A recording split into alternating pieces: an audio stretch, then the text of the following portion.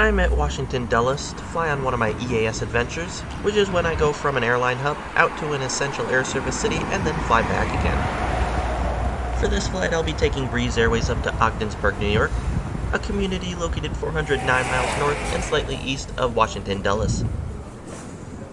One of the general requirements for essential air service contracts is that the carrier can connect passengers onto the air service network of the country and the world. This can be accomplished using their own network or code shares and interlines from other airlines. But currently, Breeze does not have any code shares, interline, or baggage agreements with any other airlines, even though in their EAS contract it did say they were currently working on it and were close to an agreement with another major airline.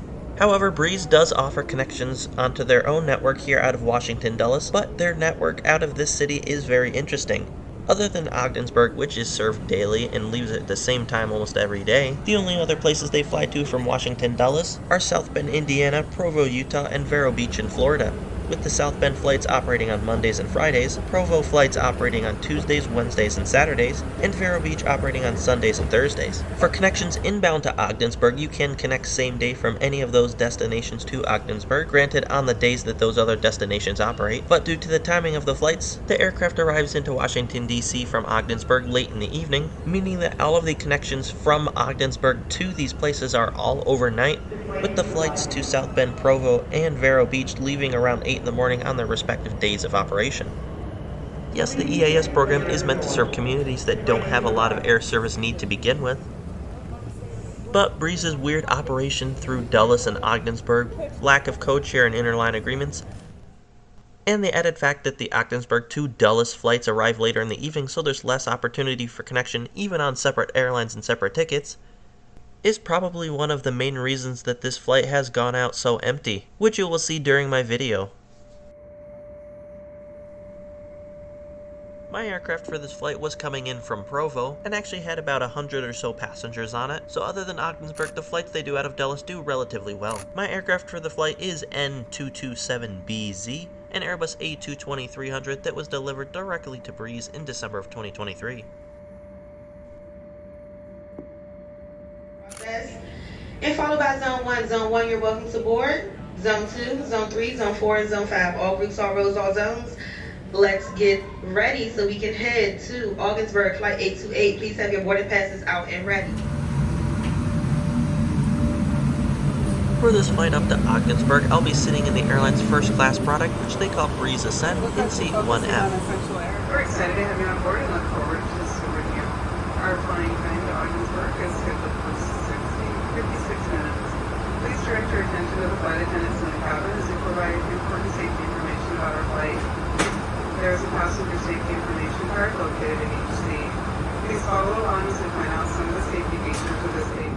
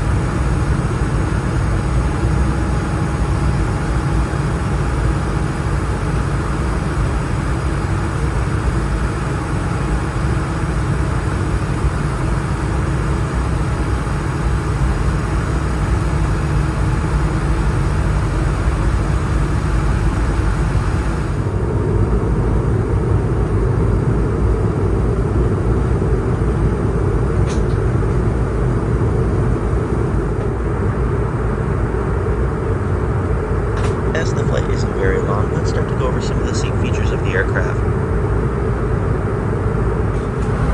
There was a considerable amount of legroom in the bulkhead row. Your tray table came out of your armrest.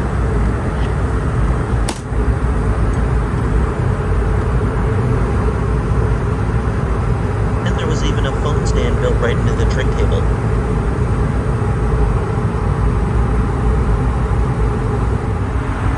On the front of the armrest there is a USB-A and a USB-C port, as well as an outlet, and just under that is a cup holder area. Breeze does color code their headrest. The Ascent cabin has dark blue headrests, the extra legroom seats have red, and the normal economy seats have yellow. You'll be able to see them better here in this picture, where you'll also be able to see the 9 people on board my flight up to Ogdensburg.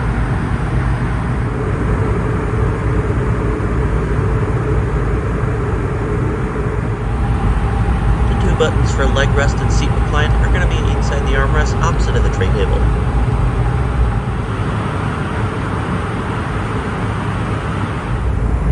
In the seat back pocket are the in-flight menu as well as the safety card. For those in the Breeze Ascent cabin, everything on the menu is complimentary except for the premium snacks in the bottom right corner. For those in the main cabin, complimentary offerings include water and coffee.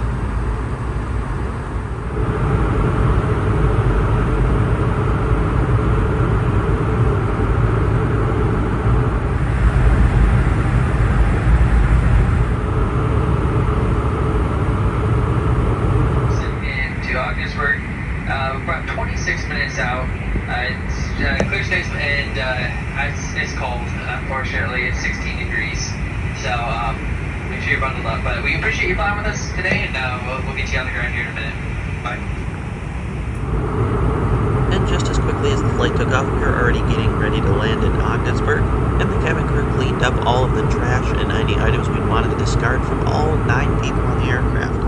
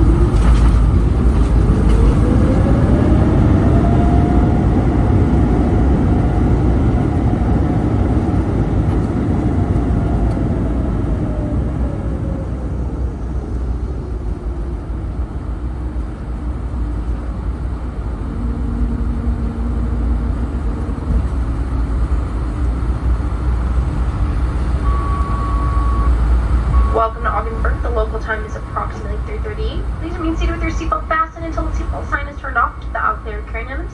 We're now for your mobile phone. Use caution when opening over compartments as items may shift in flight. Thank you so much for flying Breeze Airways today. We enjoyed having our flight. Hope to see you again soon.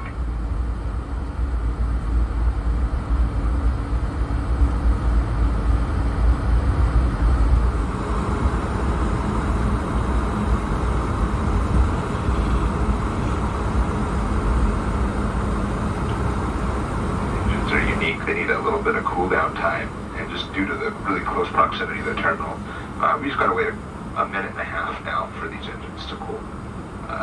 Thank you for flying Breeze Airways. Appreciate your business.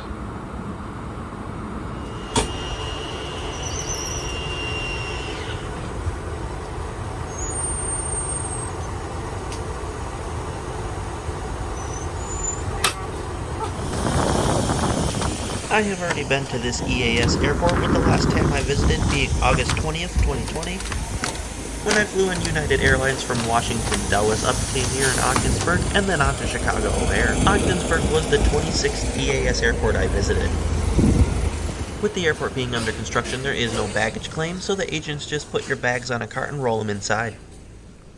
However, if you really want to see videos of the baggage claim, they are in my video of when I flew United up here about 4 years ago.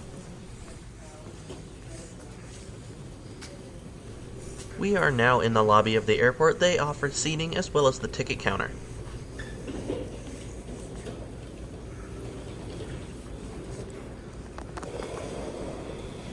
Although at the time of making this video, the airline only flew from Ogdensburg to Washington Dulles, the airline did start flying from here in Ogdensburg to Orlando on February 13th, 2025. And unlike their flights to Dulles, the Orlando flights do look like they're going to be pretty full. Although the population of Ogdensburg is rather small, it does have a rather close proximity to Ottawa in Canada, being only about an hour drive. The need for cheap flights for Canadians is one of the reasons this EAS airport has successfully had flights to Florida in the past. Even before Breeze, and before Contour, and before SkyWest, there was Cape Air, which served the area with 9-seat prop planes that flew to Albany and then on to Boston. But even during that time, the airport saw Allegiant flights on the Airbus A319s and 320s. Between 2014 and 2016, the airport spent a ton of money to expand the runway length, and even went as far as moving a major roadway so they could make the runway longer. They also expanded their terminal space so they could accommodate the large amount of passengers that the A320s could fit. Allegiant finally started serving Ogdensburg in October of 2016 and did so successfully for 4 years. The only reason they ended service to this airport was because of COVID.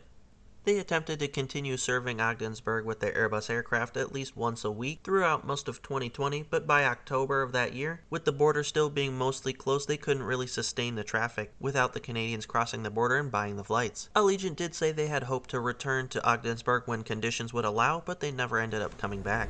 The airport's going through another round of expansion, with this project set to be improving a lot of passenger-facing areas of the terminal, and is expected to be done in the spring of 2025.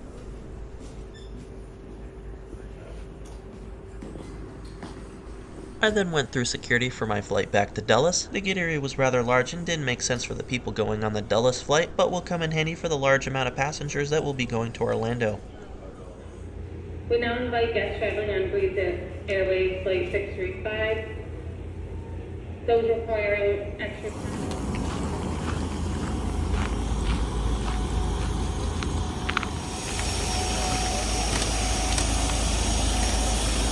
My seat back down to Dulles is 2A.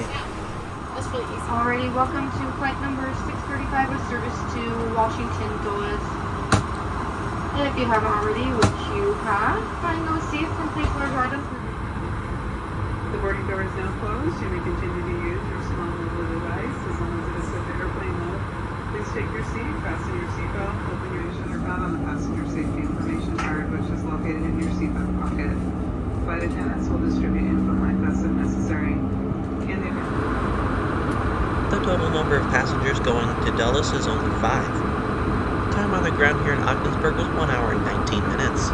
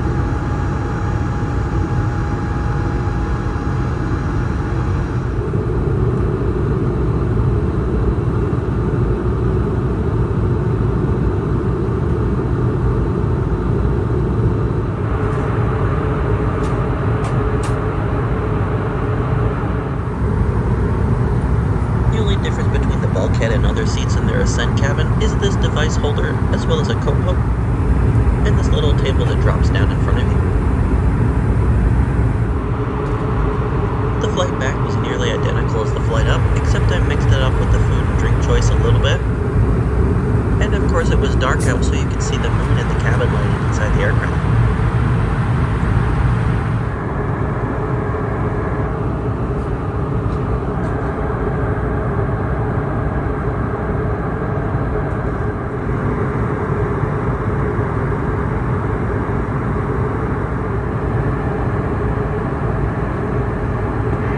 Ladies and gentlemen from the flight deck, we are starting our final descent into Washington Dulles. It's currently about 28 degrees, and we should be on the ground here in about 31 minutes. Flight attendants, please prepare the cabin for arrival.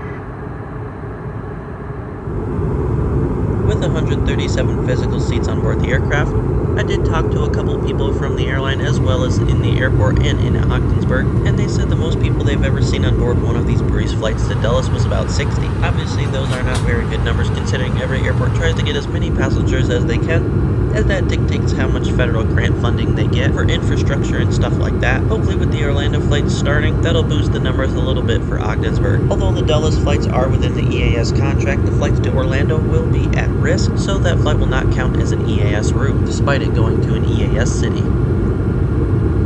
I also hope that the departure and the arrival times will get better, so that way passengers leaving Ogdensburg don't have to overnight connect, especially when you're only going as far as South Bend or Vero Beach, Florida. Even for a further destination like Provo, Utah, it's not very fun having to stay overnight at an airport or even having to spend money on a hotel just to fly out 8 or 9 hours later.